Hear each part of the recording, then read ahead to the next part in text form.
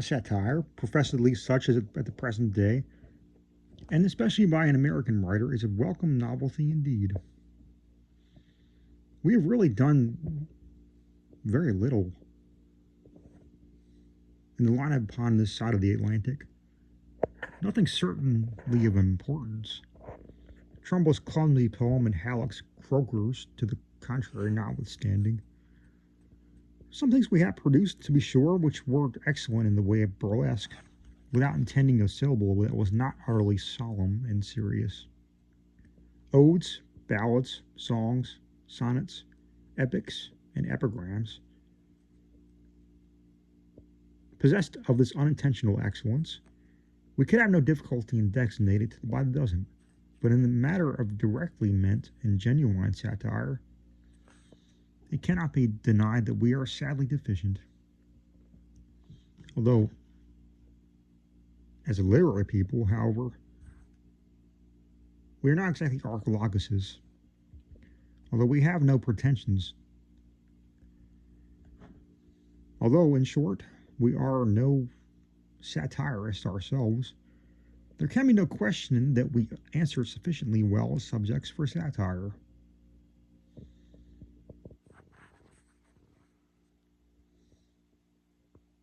We repeat that we are glad to see this book of Mr. Wilmer's, first, because it is something new under the sun, secondly, because in many respects it is well executed, and thirdly, because in the universal corruption and rigmarole amid which we gasp for breath, it is really a pleasant thing to get even one accidental whiff of the unadulterated air of truth. The quote-unquote Quacks of Helicon, as a poem and otherwise, has many defects, and these we shall have no scruple in pointing out, although Mr. Wilmer is a personal friend of our own, and we are happy to and proud to say so, but it also has many remarkable merits. Merits which it will be quite useless for those aggrieved by the satire, quite useless for any clique or set of cliques to attempt to frown down, or to affect not to see, or to feel, or to understand. Its prevalent blemishes are referable chiefly to this leading sin of imitation. Had the work been composed professedly in paraphrase of the whole matter of the sarcastic epistles of the times of Dryden and Pope, we should have pronounced it the most ingenious and truthful thing of the kind upon record. So close is the copy that it extends to the most trivial points, for example, to the old forms of punctuation, the turns of phraseology, the tricks of rhythm, the arrangement of paragraphs, the general conduct of the satire, everything, all are Dryden's. We cannot deny it's true that the satiric model of the days in question is insusceptible of movement, and that the modern author who deviates therefrom must necessarily sacrifice something of merit at the shrine of originality.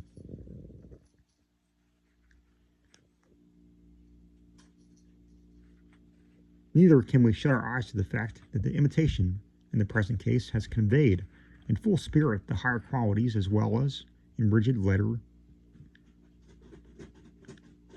the minor elegances and general peculiarities of the author of Absalom and Achitophel. We have here the bold, vigorous, and sonorous verse, the biting sarcasm, the pungent epigrammatism, the unscrupulous directness, as of old. Yet it will not do to forget that Mr. Wilmer has been shown how to accomplish these things. He is thus only entitled to the praise of a close observer, and of a thoughtful and skillful copyist. The images are, to be sure, his own. They are neither Pope's, nor Dryden's, nor Rochester's, nor Churchill's, but they are molded in the identical mold used by these satirists. This servility of imitation has seduced our authors into errors, which his better sense should have avoided. He sometimes mistakes intentions, at other times he copies faults, confounding them with beauties. In the opening of the poem, for example, we find the lines, "Against usurpers only, I declare a righteous, just, and patriotic war." The rhymes war and declare are here adopted from Pope, who employed them frequently. But it should be remembered that the modern relative pronunciation of the two words differ materially from the relative pronunciation of the era of the Dunciad. We are also sure that the gross obscenity, the filth, we can use no gentler name, which disgraces the quacks of Helicon, cannot be the result of innate impurity in the mind of the writer. It is but a part of the slavish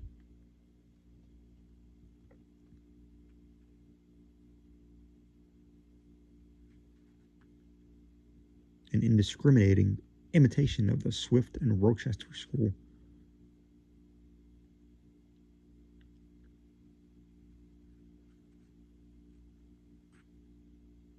It has done the book an irreparable injury, both in a moral and pecuniary review, without effecting anything whatever on the score of sarcasm, vigor, or wit. Let what is said be said plainly. True, but let nothing vulgar be ever said or conceived. In asserting that the satire, even in its mannerism, has imbued itself with the full spirit of the Polish and of the pungency of Dryden, we have already awarded it high praise. But there remains to be mentioned the far loftier merit of speaking fearlessly the truth at an epoch when truth is out of fashion, and man in our community from a similar cohotism.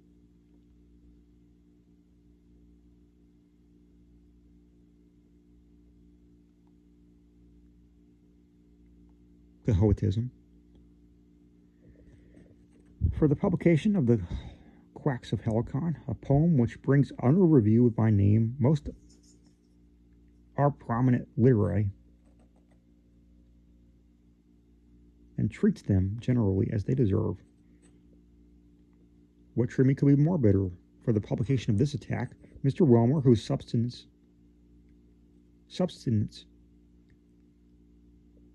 lies in his pen, has little to look for, apart from the silent respect of those at once honest and timid, but for the most malignant open or covert persecution. For this reason, and because it is the truth which he has spoken, do we say to him, from the bottom of our hearts, Godspeed. We repeat it. It is the truth which he has spoken, and who shall contradict us? He has said most unscrupulously what every reasonable man among us has long known to be, quote unquote, as true as the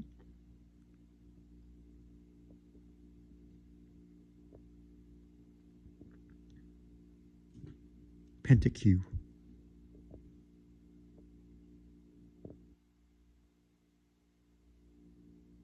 That as literary people we are one vast perambulating humbug. He has asserted that we are click-ridden, and who does not smile with the obvious truism of that assertion. He remains that chicanery is with us a far surer road than talent to distinction in letters. Who gainsays this? The corrupt nature of our ordinary criticism has become notorious.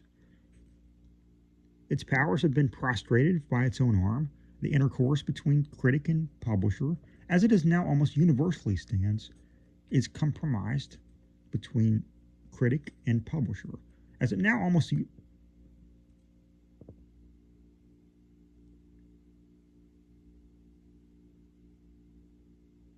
is compromised either in the paying or pocketing of blackmail, as the price of a simple forbearance, or in a direct system of petty and contemptible bribery, properly so called, a system even more injurious than the former to the true interest of the public. and more degrading to the buyers and sellers of good opinion on account of the more positive character of the service here rendered for the consideration received. We laugh at the idea of any denial of our assertions upon this subject, this topic. They are infamously true. In the charge of general corruption, there are undoubtedly more noble exceptions to be made. There are indeed some very few editors who, maintaining an entire independence, will receive no books from publishers at all, or who receive them with a perfect understanding on the part of these latter that an unbiased critique will be given. But these cases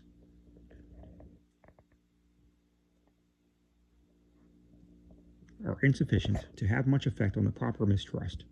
The mistrust heightened by the late exposures of the machinations of coteries in New York, coteries which, at the bidding of leading booksellers, manufacture, as required from time to time, a pseudo-public opinion by wholesale, for the benefit of any little hanger-on of the party, or pettifogging protector of the firm. We speak of these things in the bitterness of scorn. It is unnecessary to cite instances where one is found in almost every issue of a book.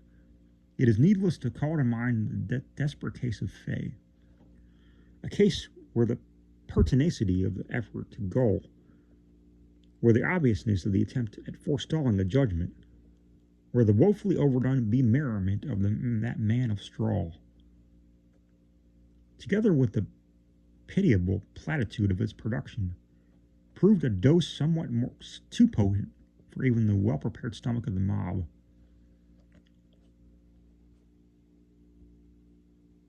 We say it is supererogatory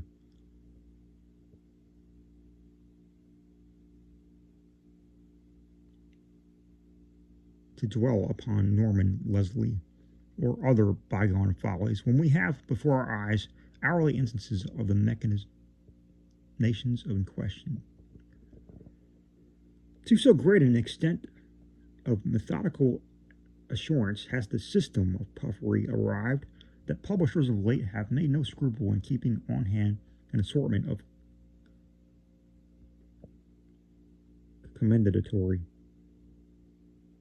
notices, prepared by their men of all work, and of sending these notices around to the multitudinous papers within their influence, done up within the fly leaves of the book.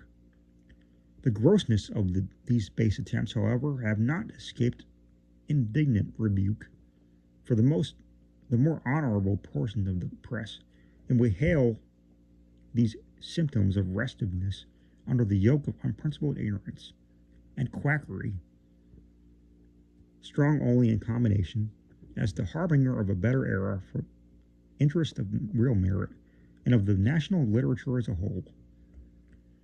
It has become, indeed, of the great plain duty of each individual connected with our periodicals, heartily, to give whatever influence he possesses to the good cause of integrity and the truth. The results thus attainable will be found worthy his closest attention and best efforts. We shall thus frown down all conspiracies to foist inanity upon the public consideration at the obvious expense of every man of talent who is not a member of a clique in power. We may even arrive in time at that desirable point from which a distinct view of our men of letters may be obtained, and their respective pretensions adjusted by the standard of a rigorous and self-sustaining criticism alone, that their several positions are as rigorous and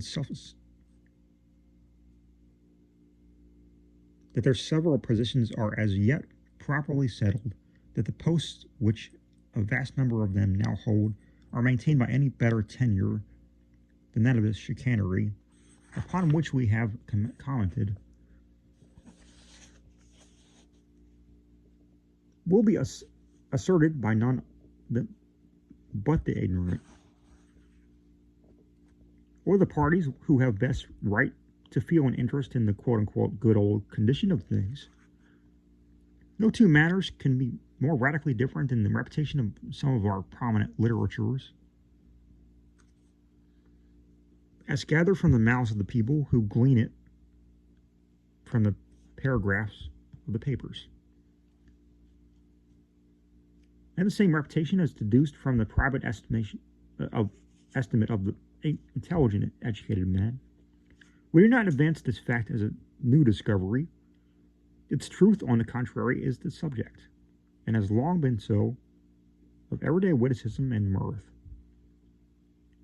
Why not? Surely there can be few things more ridiculous than the general character and assumptions of the ordinary critical notices of new books. An editor, sometimes without the shadow of the commonest attainment, often without brains, always without time, does not scruple to give the world to understand that he is in the daily habit of critically reading and deciding upon a flood of publications, 1/10 of whose title pages he may possibly have turned over, 3/4 of whose contents would be Hebrew to his most desperate efforts of comprehension, and whose entire mass and account, as might be mathematically demonstrated, would be sufficient to occupy, in the most cursory perusal, the attention of some 10 or 20 readers for a month. What he wants in plausibility, however, he makes up for in obsequiousness. What he lacks in time, he supplies in temper. He is the most easily pleased man in the world. He admires everything from the big dictionary of Noah Webster to the last diamond edition of Tom Tom. Indeed, his sole difficulty is in finding tongue to express his delight. Every pamphlet is a miracle. Every book and boards is an epic of letters. His phrases, therefore, get bigger and bigger every day. And if it were not for talking Cockney, we might call him a quote-unquote regular swell. Yet, in the attempt at getting definite information in regard to any one portion of our literature, the merely general reader or the foreigner will turn in vain from the lighter to his heavier journals. But it is not our intention here to dwell upon the radical, antique, and systemized rigmarole of their quarterlies. The articles here are anonymous. Who writes? Who causes to be written? Who but an ass will put faith in tirades, which may be the result of personal hostility, or in panegyrics, which 9 out of 10 may be laid, directly or indirectly, to the charge of the author himself? It is in the favor of these saturnine pamphlets, that they contain now and then a good essay, of all things and of some others,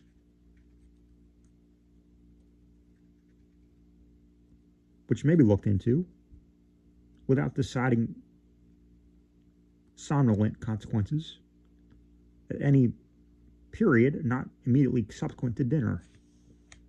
But it is useless to expect criticism from periodicals called quote-unquote reviews, from never reviewing. Besides, all men know or should know that these books are sadly given to verbiage. It is part of their nature, a condition of their being, a point of their faith. A veteran reviewer loves the safety of generalities and is therefore rarely particular. Words are the secret of his strength.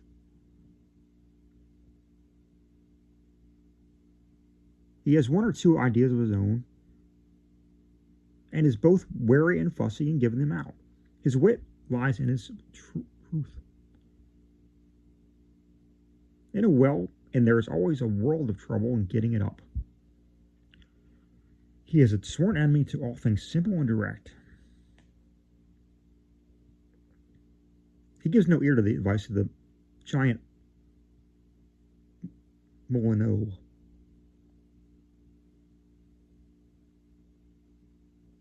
Arius, my friend, start at the beginning. He either jumps up at once into the middle of the subject or breaks in at a back door and sidles up to it with the gait of a crab. No other mode or approach has the air of sufficient profundity. When fairly into it, however, he becomes dazzled with the scintillations of his own wisdom, and is seldom able to see his way out. Tired of laughing at his antics, or frightened at seeing him flounder, the reader at length shuts him up with the book. What song the siren sang, says Sir Thomas Browne, or what name Achilles assumed when he hid himself among women, though puzzling questions are not beyond all conjecture. But it would puzzle Sir Thomas, backed by Achilles and all the sirens in heathendom, to say, in 9 cases out of 10, what is the object of a thoroughgoing quarterly reviewer? Should the opinions promulgated by our press at large be taken in their wonderful aggregate as evidence of what American literature absolutely is? And it may be said that in general, they are really so taken. We shall find ourselves the most enviable set of people upon the face of the earth. Our fine writers are legion. Our very atmosphere is redolent of genius, and we, the nation, are a huge, well-contended chameleon, grown pursy by inhaling it. We are smooth and round, and wrapped in excellence. All our poets are Miltons, neither mute nor inglorious. All our poetesses are, quote-unquote, American Heminesses. Nor will it do to deny that our novelists are great knowns or great unknowns, and that to deny that our novelists are and that everybody who writes, in every possible and impossible department, is the admirable Crichton.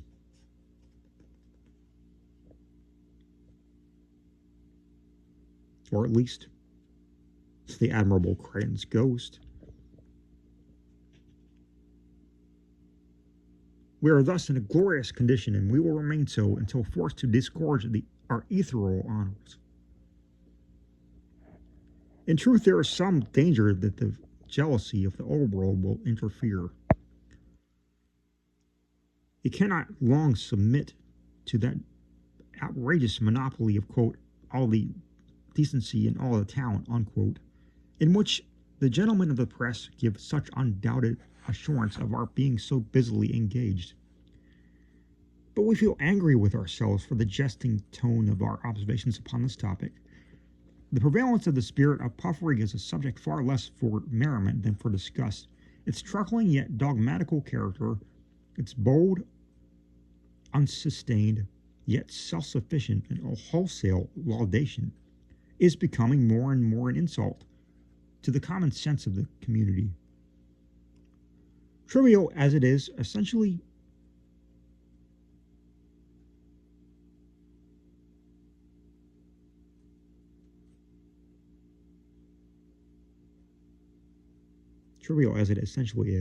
it has yet been made the instrument of the grossest abuse in the elevation of imbecility, to the manifest injury, to the utter ruin of true merit. Is there any man of good feeling or of ordinary understanding, is there one single individual among all our readers who does not feel a thrill of bitter indignation, apart from any sentiment of mirth, as he calls it to mind instant after instance, of the purest, of the most unadulterated quackery in letters, which has risen to the high post in the apparent popular estimation, and which still maintains it by the sole means of a blustering arrogance, or of a busy wriggling conceit, or of the most barefaced plagiarism, or even through the simple immensity of its assumptions. Assumptions not only unopposed by the press at large, but absolutely supported in proportion to the vociferous clamor with which they are made in exact accordance with their utter baselessness and unattainability. We should have no trouble in pointing out today some 20 or 30 so-called literary personages who, if not idiots, as we have think them, or if not hardened to all sense of shame by a long course of disingenuousness, will now blush in the perusal of these words through consciousness of the shadowy nature of that purchased pedestal upon which they stand, will now tremble in thinking of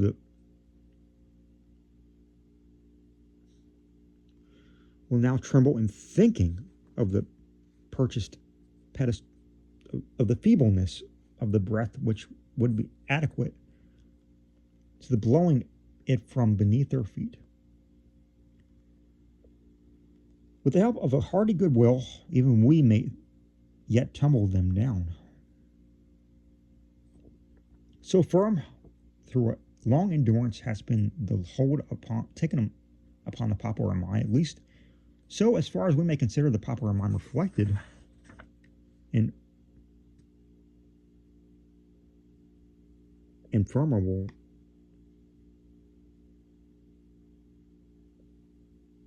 letters. Ephemeral letters?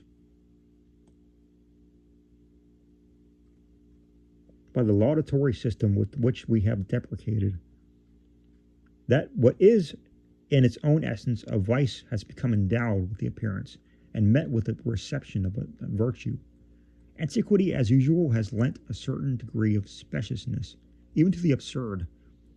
So continuously have we puffed that we have at length come to thinking puffing the duty. In plain speaking,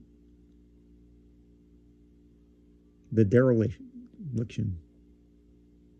What we have begun in gross error, we persist in through habit. Having adopted in the earlier days of our literature the untenable idea that this literature as a whole could be advanced by an indiscriminate approbation bestowed on its every effort, having adopted this idea, we say without attention to the obvious fact that praise of all was bitter, although negative, censure to the few alone deserving, and that the only result of the system in the fostering way would be the fostering of folly. We now continue our vile practices through the supineness of custom, even while in our national self-conceit we repudiate that necessity for patronage and protection in which originated our conduct. In a word, the press throughout the country has not been ashamed to make head against the very few bold attempts at independence, which have from time to time been made in the face of the reigning order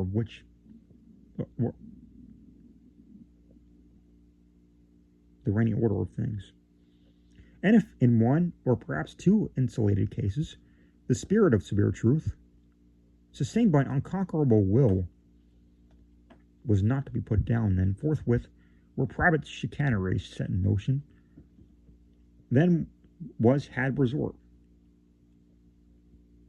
on the part of those who considered themselves injured by the severity of criticism, and who were so if the just contempt of every ingenious man is injury, resort to the arts of the most virulent indignity, to untraceable slanders, to ruthless assassination in the dark. We say these things were done while the press in general looked on, and with the full understanding of the wrong perpetrated, spoke not against the toleration that attacks, however just, upon a literary reputation, however obtained, however unattainable, were well retaliated by the basest and most unfounded traduction of personal fame. But is this an age, and is this a day in which it can be necessary to advert to such considerations as that the book of the author is the property of the public, and that the issue of the book is the throwing down of the gauntlet to the reviewer whose duty it is plainest, the duty not even of approbation, or of censure, or of silence, at his own will, but at the sway of those sentiments, and of those opinions which are derived from the author himself.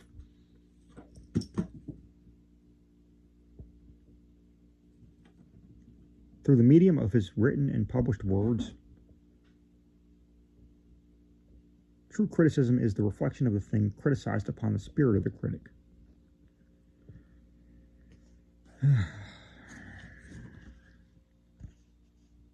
But let's get back to our sheep, to the Quacks of Helicon.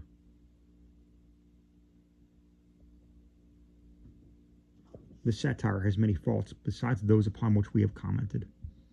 The title, for example, is not sufficiently distinctive, although otherwise good. It is not confined to the subject of American quacks, while the work does. The two concluding lines enfeeble instead of strengthening the finale, which would have been exceedingly pungent without them. Individual portions of the thesis are strung together too much at random. A natural sequence is not always preserved, so that although the light the picture is often forcible, the whole has what, in artistical parlance, is termed an accidental and spotty appearance. In truth, the parts of the poem have evidently been composed by each as separate themes, and afterward fitted into the general satire in the best manner possible.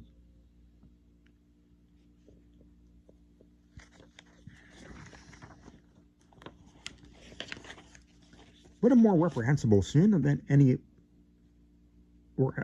all of these is yet to be mentioned: the sin of indiscriminate censure. Even here Mr. Wilmer has erred through imitation. He is held in view with the sweeping denunciations of the Dunciad, and of the later abortive satire of Byron. No one here in his senses can deny the justice of the general charges of corruption in regard to which we have just spoken from the text of our author. But are there no exceptions? We should indeed blush if there were not. And is there no hope? Time will show. We cannot do everything in a day. Zamora wasn't born in an hour. Again, it cannot be gainsaid that the greater number of those who hold high places in our poetical literature are absolute nincompoops, fellows alike innocent of reason and of rhyme. But neither are we all brainless, nor is the devil himself so black as he is painted.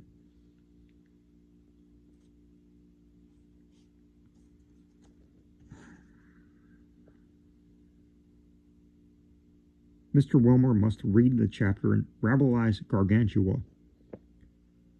What is meant by the colors white and blue? For there is some difference after all. It will not do in a civilized land to run amok like a Malay. Mr. Morris has written good songs. Mr. Byron is not all a fool. Mr. Willis is not quite an ass.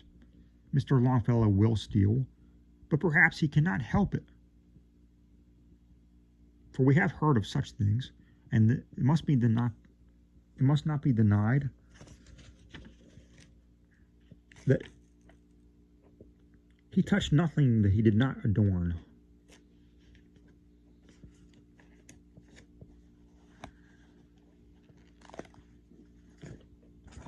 The fact is that our author, in the rank exuberance of his zeal, seems to think as little of discrimination as the Bishop of Alton did of the Bible. Poetical quote-unquote things in general are the windmills at which he spurs his Rosinante. He often tilts as what is true as at what is false. And thus his lines are like the mirrors of the temples of Smyrna,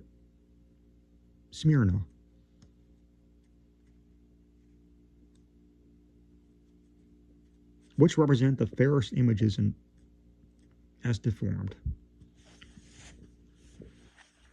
But the talent, the fearlessness, and especially the design of this book will suffice to preserve it from that dreadful damnation of quote-unquote silent contempt, to which editors throughout the country, if we are not much mistaken, will endeavor once and all to consign it.